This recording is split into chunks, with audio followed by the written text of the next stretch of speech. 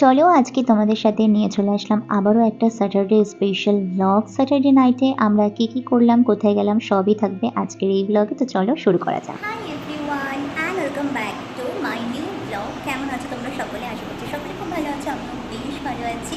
তো আজ তোমাদের সাথে শেয়ার করবো আবার একটা স্যাটারডে নাইটের ব্লগ। তো চলো আজকের ব্লগটা এখান থেকে স্টার্ট করা যাক, আর আমার আউটফিটটা একবার তোমাদেরকে দেখিয়ে দিই।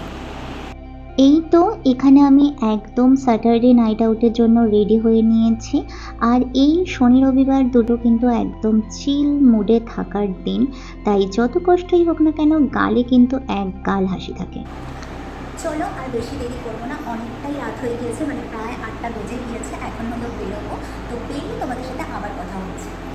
বেরোতে বেশ খানিকটাই লেট হয়ে গিয়েছিল, তাই আর কি সেভাবে ভিডিও করা হয়নি। আর এই যে আমাদের বকুলতলায় মেলা বসেছে, আর আমাদের বারাসাতের মধ্যে কিন্তু দুটো বকুলতলা, মানে একটা হলো হেলাবরতলার বকুলতলা, একটা হলো রথতলার বকুলতলা।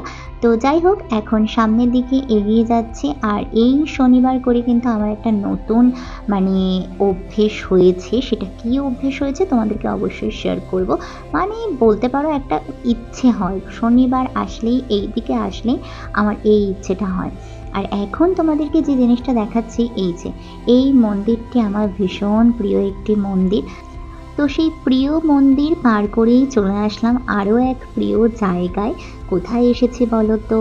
এই দেখো, আজকেও কিন্তু চলে গিয়েছিলাম হলো এই যে এই ঘুগনিটা খেতে।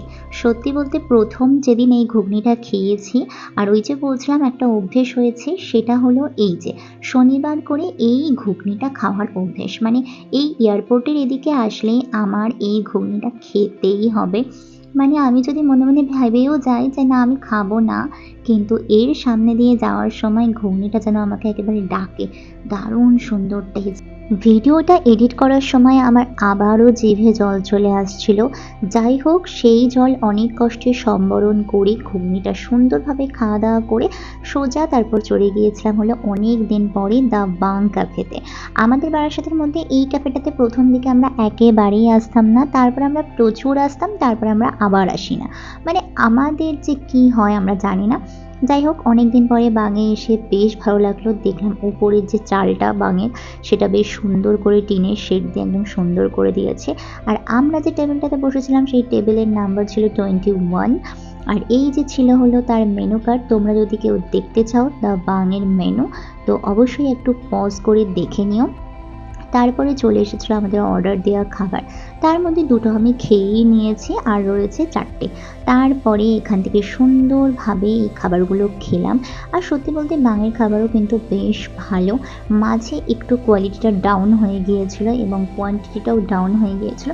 এখন কোয়ালিটিটা ঠিকঠাক আছে, বাট কোয়ান্টিটিটা ডাউনই আছে, মানে কোয়ান্টিটিটা অনেকটাই কম দেয় এখন। যাই হোক, ওরা যে প্রাইস নেয় তাতে ওদের কোয়ান্টিটি ঠিকই আছে। তারপরে চলে এসেছিলো আরও একটি অর্ডার। সেখানে ছিল হলো মাঞ্চুরিয়ান রাইস, সাথে ছিল হট গার্লিক চিকেন। তো আমি ফ্রাইড রাইস খুব একটা ভালো খাই না, খুব একটা কি আমার ভালো লাগে না খেতে। তো ওই জন্য এইটা এই মহাশয়ের জন্যই অর্ডার করা হয়েছিল। আর আমার জন্য অর্ডার করা হয়েছিল হলো এই পপকর্নটা, যেটা আমি একটু আগে দেখালাম।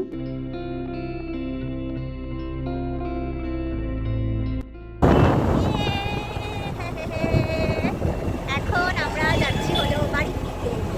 আমাদের মোটামুটি সানডে নাইট আউট শেষ।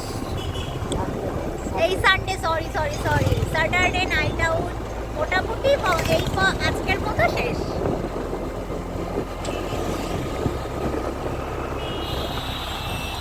অন্ধকারে আমার মুখ দেখা যাচ্ছে না, সেটা আলাদা ব্যাপার, ওটা নিয়ে কোনো বড় বিষয় নেই আমার।